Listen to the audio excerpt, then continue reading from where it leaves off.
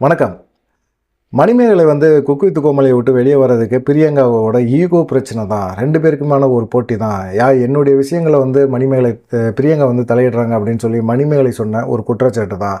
அப்படின்னு எல்லாருமே சொன்னாலும் மணிமேகலைக்கு ஏற்கனவே இந்த விஷயம் தெரிஞ்சிருக்கு அப்படின்னு சொல்லி இப்போ கூட ஒரு புதுசாக ஒரு விஷயத்த சொல்கிறாங்க. என்ன விஷயம் அப்படின்னு பார்த்தீங்கன்னா, பிரியங்காவை தான் ஃபைனலாக கொண்டு வரணும், அவங்கள தான் வெற்றி பெற வைக்கணும் அப்படின்னு சொல்லிட்டு விஜய் டிவி நிறுவனம் அந்த நிகழ்ச்சி தயாரிப்பாளர் நிறுவனத்திட்ட பேசியிருக்கிறாங்க. அதை தாண்டி பார்த்தீங்கன்னா செப்புகளுக்கும் இந்த விஷயம் கொடுக்கப்பட்டிருக்கு.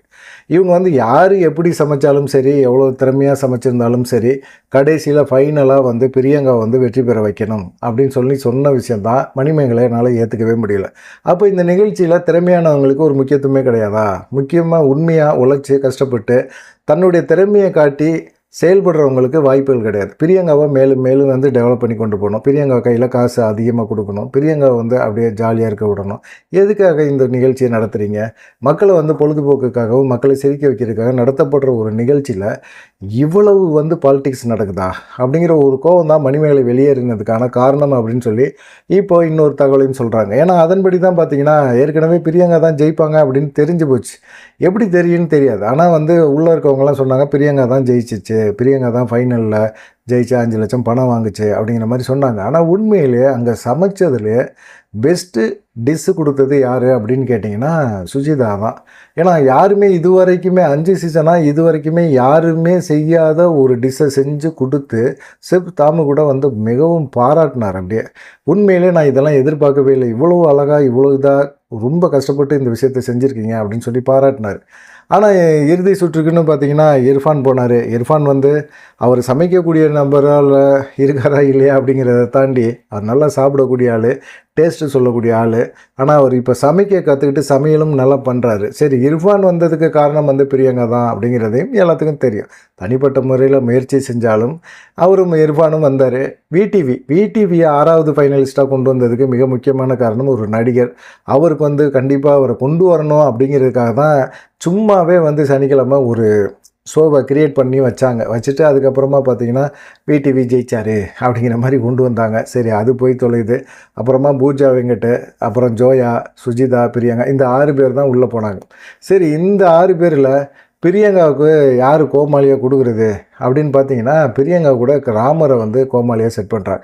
எல்லாமே இது செட்டப் தான். ஆனால் அவங்க சொல்கிறதெல்லாம் பார்த்தீங்கன்னா இதெல்லாம் செட்டப்பே கிடையாதுங்க, இதெல்லாம் 100% நேர்மையாக உண்மையாக நடக்கிற ஒரு நிகழ்ச்சிங்க இது. இந்த நிகழ்ச்சியை நீங்கள்லாம் தப்பாக பேசிடாதீங்க, தப்பாக எடுத்துக்காதீங்க. உண்மையிலே பிரியங்காவுக்கு ஜோடி ராமராவ் வந்துருக்கிறாரு ஃபைனலில் அதுவும் அப்படின்னு சொல்லி. ஏன்னா அவங்க முடிவு பண்ணிட்டாங்க ஃபைனலில் ஜெயிக்கிற குக்குக்கு மட்டும் பரிசு கொடுக்க மாட்டாங்க, கோமாளிக்கும் பரிசு உண்டு. அதனால் கடைசி நேரத்தில் ராமரையும் பிரியங்காவையும் ஒன்றா சேர்த்து விட்டாங்க. பிரியங்காவுக்கு டைட்டில் கொடுக்க போகிறாங்கன்னு தெரிஞ்ச பிறகு கூட ராமருக்கும் கொடுத்துருவோம் ஏன்னா ராமர்னால கொஞ்சம் காமெடியாக இந்த ஷோ கலகலப்பாக போச்சு அப்படிங்கிறனால ராமருக்கும் ஒரு கிஃப்ட்டை கொடுப்போம் அப்படிங்கிற எண்ணத்தில் தான் பிரியங்காவுக்கு டைட்டிலை கொடுத்தாங்க. பிரியங்காவுக்கு டைட்டிலை கொடுத்தோன்னா அவங்களால நம்ப முடியல. கண்டிப்பாக அது உண்மை தான். ஏன்னா அவங்களுக்கே தெரியும் அவங்க எப்படி சமைச்சாங்க, எப்படி பண்ணாங்க அப்படிங்கிற ஒரு விஷயம். அப்படிப்பட்ட நேரத்தில் இதை எப்படி அவங்களால ஏற்றுக்க முடியும்? உண்மையாவான்னு கேட்டாங்க. ஏம்மா நடிக்காதம்மா, உண்மைதாம்மா, உனக்கு ஏற்கனவே கம்பெனி நிர்வாகம் சொல்லிடுச்சுல்ல, அதே போல் தான் செப்பு சொல்லிட்டார்ல அப்படிங்கிற மாதிரி. ஆனால் அவர் அறிவித்த போது கூட அவர்கிட்ட அவ்வளோ தூரம் ஒரு உற்சாகம் இல்லை. செப்புக்கு தெரியும். ஏன்னா இது நம்ம அன்ஃபேராக ஒரு விஷயத்தை செய்கிறோம் அப்படிங்கிறது அவருக்கும் தெரியுது. மனசாட்சி உறுத்துதில்ல, அந்த மனசாட்சி பிரகாரமே அவரே நடந்துக்கிட்டார். சரி, பிரியங்காவுக்கு ஒரு 5 லட்ச ரூபா பணம் கொடுத்தாங்க. டைட்டில் அடிச்சிட்டாங்க, 5 லட்ச ரூபா பணம் கொடுத்துட்டாங்க. சரி, கோமாளியாக ராமருக்கு 1 லட்ச ரூபா பணம். இது 2மே செட்டப் தான், நல்லா ஞாபகத்தில் வச்சுக்கோங்க அப்படிங்கிறது தான். 2வது இடத்துக்கு வந்தது சுஜிதா ஆரம்பத்தில் இருந்தே நல்லா சமைக்கக்கூடிய ஒரு நபர். நல்லா சமைச்சு நல்ல பெருமையாக எல்லாருமே சொல்லக்கூடிய அளவில் இருந்தாங்க. அவங்கள 2வது இடத்துக்கு கொடுத்தாங்க. அவருக்கு கோமாளியாக வந்தது புகழ். இந்த ஜோடிக்கு 1 லட்ச ரூபா பணம் கொடுத்தாங்க. சரி, சந்தோஷம். இந்த ஜோடிக்கு 1 லட்ச ரூபா தான் பணம். அது சுஜிதா கொடுத்தாங்க. கோமாளி கொடுத்தாங்களா என்னன்னு தெரியல. ஆனால் குரேஷிக்கு 1 லட்ச ரூபா சிறப்பு பரிசாக கொடுத்தாங்க. இப்போ தெரியுதா? எல்லாமே செட்டப் தான். இங்கே நீங்கள் எதுவுமே பெருசாகவே எதிர்பார்க்கவே முடியாது. எல்லாமே வந்து செட்டப் எல்லாமே வந்து இப்போ பிரியங்காவுக்கு போன பரிசு தொகையும் சரி, ராமருக்கு போனதும் சரி, குரேஷிக்கு போனதும் சரி, எல்லாமே ஒரு செட்டப் தான். எல்லாமே வந்து பார்க்குற மக்களுக்கு வந்து முட்டாளே கிடையாது. ஏற்கனவே இதை ஷூட் பண்ணிட்டாங்க. ஷூட் பண்ணனால நமக்கு வந்து மணிமேகலை வெளியே வந்து சொல்லலை அப்படின்னா, இது வந்து நம்மளும் நம்பிக்கிட்டு இருப்போம். முட்டாளா நினச்சிட்டு இருப்போம். உண்மையிலேயே இவங்க கடின உழைப்பு போட்டிருக்காங்கயா, கடினமாக செயல்பட்டுருக்காங்கயா அப்படிங்கிற மாதிரி நம்மளும் நம்பியிருப்போம். ஆனால் இதை பார்க்கும்போது தான் தெரியுது, அட பாவிங்களா இவ்வளோ கேவலமாவாடா செஞ்சு வச்சுருக்கீங்க அப்படிங்கிற மாதிரி தெரியுது. ஏன்னா சோயாவை கொண்டாந்து ஃபைனல் வரைக்கும் கொண்டாந்து வச்சிங்களா, அதெல்லாம் நல்லா இருக்குதா? அது சமைக்க தெரியுமா? ஆரம்பத்துலேருந்தே சொதப்பு சொதப்பு சொதப்புன்னு சொதப்பிக்கிட்டே கிடந்துச்சு. மெர்சி சிவாலாம் வரும்போதெல்லாம், இது என்னம்மா இது சாக்லேட்டை போட்டு உருட்டிக்கிட்டு இருக்க, தேய்ச்சிக்கிட்டு இருக்கிற, கழுவ போடுற பாத்திரம் மாதிரி இருக்குது, நீ என்ன சமையல் பண்ணியிருக்கிற அப்படிங்கிற மாதிரி கேட்டார். அதுக்கு என்ன சொல்கிறதுன்னே தெரியல, சமைக்கவே தெரியல அதுக்கு. ஆனால் அது வந்து ஃபைனல் வரைக்கும் கொண்டு வந்து விட்டாங்க. இதெல்லாம் யோசிக்கும்போது என்னடா இது அப்படிங்கிற மாதிரி தான் தோணுது. அக்ஷய் கமல்லாம் வந்து ஃபைனலுக்காவது வந்திருக்கணும். ஒரு 3வது 4வது பிளேஸுக்காவது வந்திருக்கணும். கடினமான ஒரு இது ஹார்ட் ஒர்க்கை கொடுத்தாரு. அவரே உள்ளே வரும்போது கூட சொன்னார், நான் அதிகமாக சமைச்சது நான் தான்டா இந்த இதில் குக் வித் கோமாளியில் எங்கெங்கன்னு செஞ்சு நிறைய செஞ்சு நான் சமையல் பண்ணியிருக்கேன் அப்படிங்கிற மாதிரி சொன்னார். உண்மை அதுதான். ஆனால் அவருக்கெல்லாம் வந்து ஒரு சிறப்பு பரிசு ஒரு இது அப்படின்னு ஒன்றுமே கொடுக்கல. சும்மா கூப்பிட்டு வச்சு ஒரு அவார்டு கொடுக்குறாங்க. நீ நல்லவன்ப்பா, நீ நல்லவன்ப்பா, நீ ரொம்ப ரொம்ப நல்லவன்ப்பா அப்படின்னு அவார்டு கொடுக்குறதுனால என்ன இருக்க போகுது? அதெல்லாம் ஒன்றும் பெருசாக பிரச்சனையாக போகிறதில்ல. ஆனால் என்ன பார்க்கும்போது கொஞ்சம் கஷ்டமாக இருந்தது, என்னடா இது அப்படின்னு சொல்லிட்டு. அதுக்கப்புறமா பார்த்தீங்கன்னா இது ரக்ஷன் வந்து எப்பயுமே வழக்கம் போல் நடக்கும்ல 9:30 மணிலேருந்து குக்கு வித்து கோமாளி. அதில் வந்து குக்கு வித்து கோமாளியில் நடந்த சில சுவாரஸ்யமான விஷயங்கள்லாம் போட்டாங்க. போட்டதில் பார்த்தீங்கன்னா நிறைய இடங்களில் பிரியங்காவை பற்றி போடும்போது நிறைய இடங்களில் மணிமேகலையை வந்து கார்னர் பண்ணி அவங்க பேசுகிறது நிறைய விஷயங்கள் நடந்துச்சு. அதெல்லாம் பார்க்கும்போது அந்த ஸ்ரீகாந்த் தேவெல்லாம் வெளியே போகும்போது இவங்க வந்து தொகுப்பாளினி மூல இவங்க வந்து எல்லாத்தையுமே ஹோஸ்ட் பண்ணி கொடுக்குற அந்த விஷயம்லாம் இருக்குல்ல, அதெல்லாம் பார்க்கும்போது மணிமேகலைக்கு என்ன அங்கே வேலை அப்படிங்கிற மாதிரி தான் இருக்குது. இவங்களுக்கு இப்போ பூஜா வெங்கட் இருக்காங்க, அவங்க நல்லா பாடக்கூடிய சூப்பர் சிங்கர், நல்லா பாடக்கூடிய நபர். அவங்க வந்து நினச்சாங்கன்னா என்ன பண்ணலாம், எப்போ வேணாலும் பாடிக்கிட்டே இருக்கலாம், பாடிக்கிட்டு தன்னுடைய திறமையை காட்டுறேன் அப்படின்னு சொல்லி காட்டிக்கிட்டே இருக்கலாம். ஆனால் காட்டலையே. அவங்க வந்து அவங்க வேலை என்ன, சமைக்கிறது. சமைக்க வந்திருக்கோம், சமைப்போம். யாராவது போய் கேட்டாமா நீ நல்லா பாடுவில்லை, ஒரு பாட்டு பாடுமா செப்தாமு கேட்டார்னா பாடுவாங்க.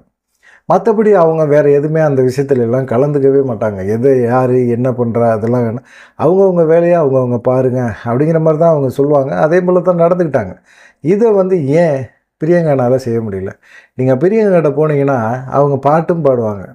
அவங்களுக்கு தெரிஞ்ச அவங்க பாட்டு பாடி உன்னையோட நான் திறமையான ஆள் பார்த்தியா, அதே போல் பார்த்தீங்கன்னா ஹோஸ்ட் பண்ணுறேன்னு, நான் ஹோஸ்ட்டு நல்லா பண்ணுவேனே பார்க்குறியா அப்படின்னு சொல்லி முதல் நாள்லேருந்தே ஸ்டார்ட் பண்ணிட்டாங்க. அப்போ வந்து மணிமேகலை கார்னர் பண்ணும்போது அவங்களால எப்படி ஏற்றுக்க முடியும்? அது முடியாதுல்ல.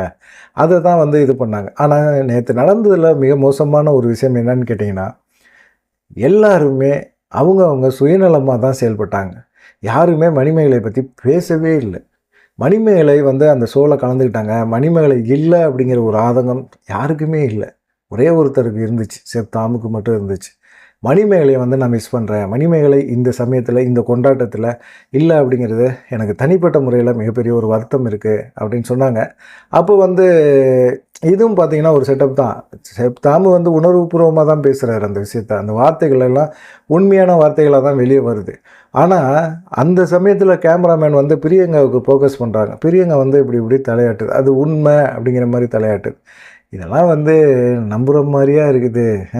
இவங்க வந்து பிரியங்காவை வந்து ஒரு நல்லவங்களாக காட்டணும் அப்படிங்கிறதுக்காக அந்த டயத்தில் பிரியங்கா கொடுத்த ரியாக்ஷனை காட்ட வேண்டிய அவசியமே கிடையாது. காட்டுறாங்க. காட்டி பிரியங்கா ரொம்ப நல்லவங்கங்க, அவங்க பாவங்க அப்படிங்கிற மாதிரி காட்டுறாங்க.